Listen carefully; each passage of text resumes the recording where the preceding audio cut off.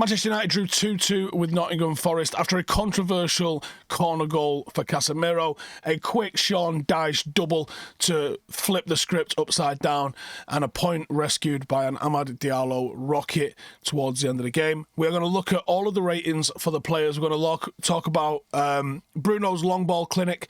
We're going to talk about all the stats, all the duels, all the passes, everything, every single player. Give them a rating out of 10. Get into the data. Let me know yours, man of the match, in the comments below. And let's get into the players then. Sanlerman, first one. Pretty quiet game from him, to be honest with you. Just the one save that he had to make, but he was pretty busy with his feet. 23 out of 38 passes. So we're getting a little bit more short game from him. 21 long balls, only 6 of those were accurate, trying to beat both a bit of a press, which was there, but more likely trying to beat that mid-block. One punch cross, no high claims. Forest preferred to go with early whippers rather than hanging it in, which might be because of Sanlerman, to be honest with you. But his distribution was mostly fine. He had a couple of flat launches that helped us when we were under pressure.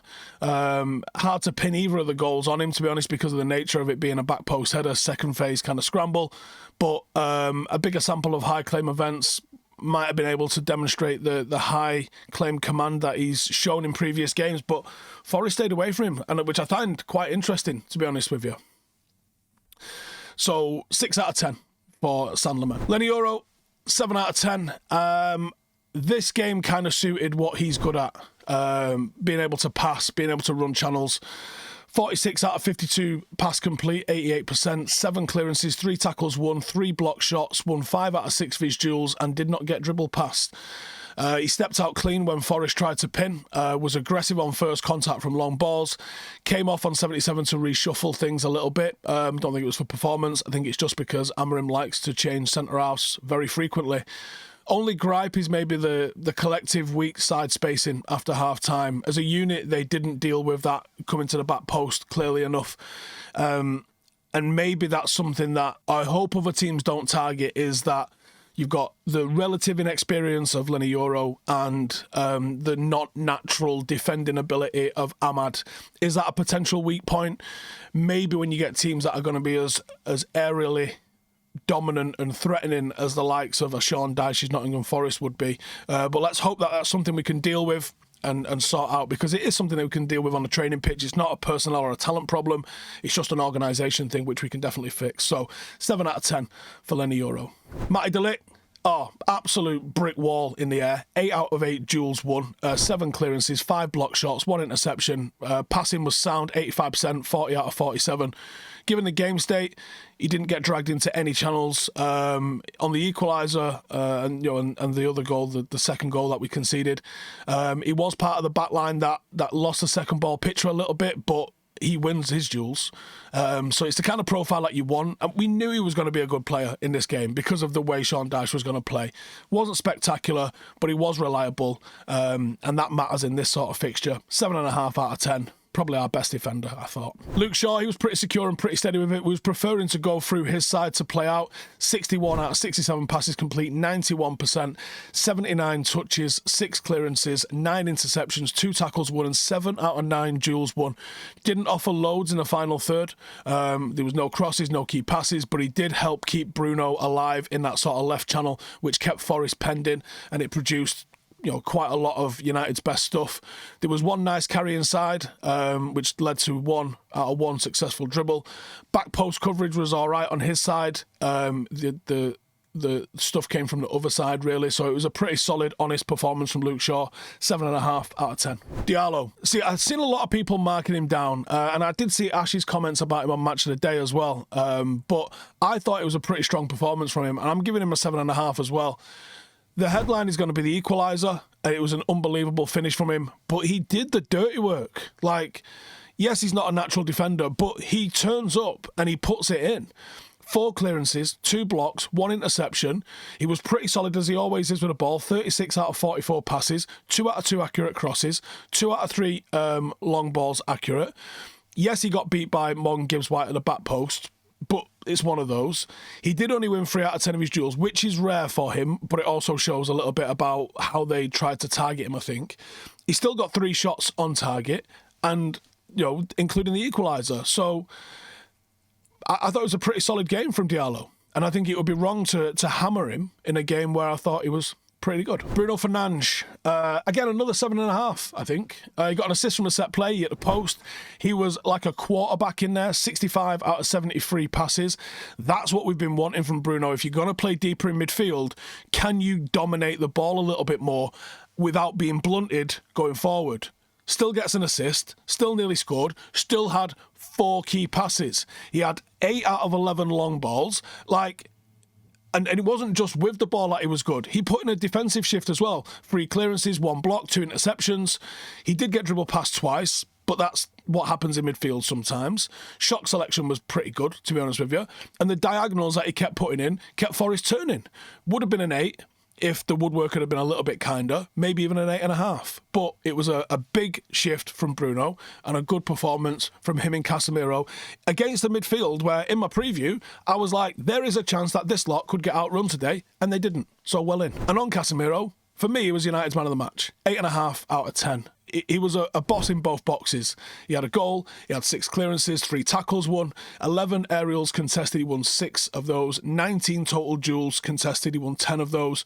On the ball, 51 out of 62 passes, 3 key passes, 3 out of 6 accurate long balls. He set the tone in a game where you can easily get absolutely overrun in midfield. And for a player whose legs have gone, that did not happen with Casemiro at all. He absolutely set the tone for United in exactly the area that Sean Dyche wanted to win.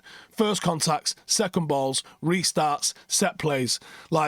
Casemiro was everywhere in those. Yes, there was a couple of cheap fouls. Yes, he lost possession 15 times. Those are the byproducts of playing on the edge in the way that he was. But for me, he was United's difference maker with and without the ball. Dalot, 6 out of 10. He's got to be better defensive housekeeping and in the build-up.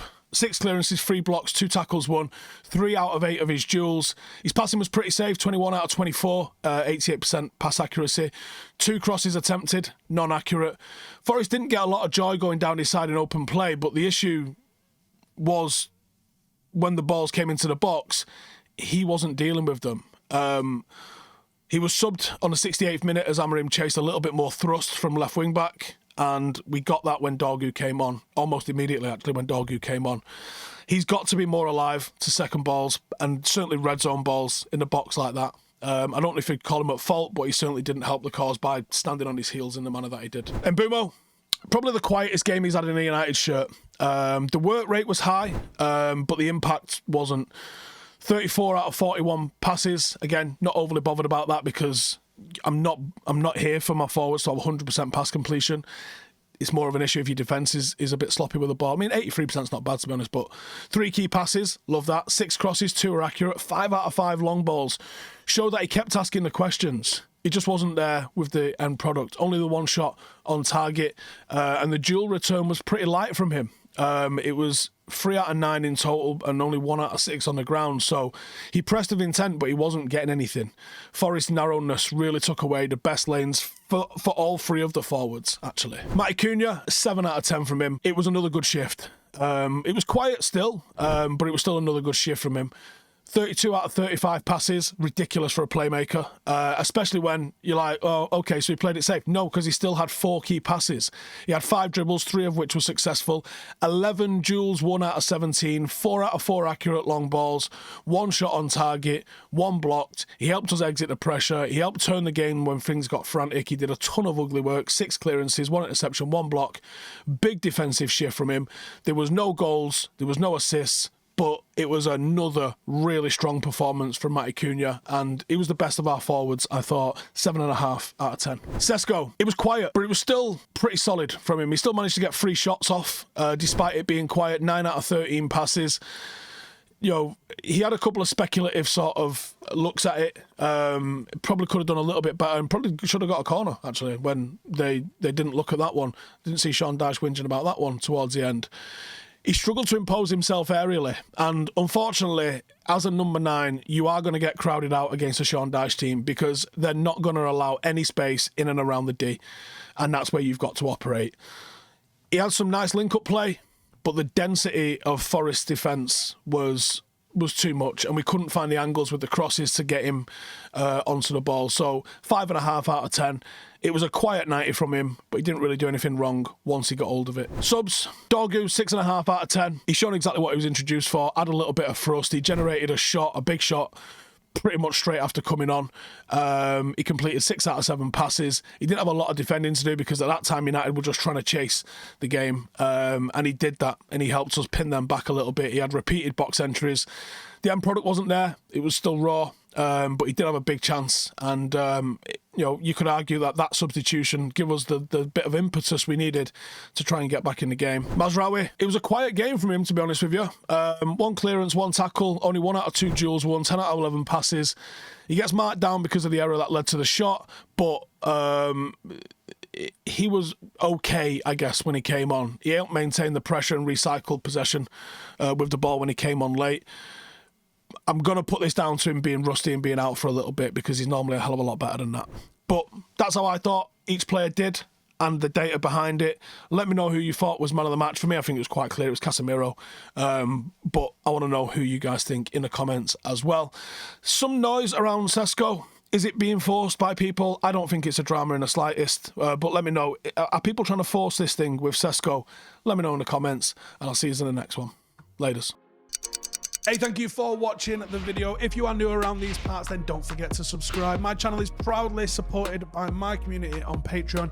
If you'd like to get a little bit of extra content, a Discord group, meetups, 5-a-side games, weekly podcasts, behind the scenes, and even an occasional bit of transfer news as and when I get it, then for the price of a pint, you can show your appreciation for the content that we make and get some goodies for doing so as well. Check the link in the description or click the button right here. You'll also find all of my socials here too if you want to follow me on any of those platforms. Nice one.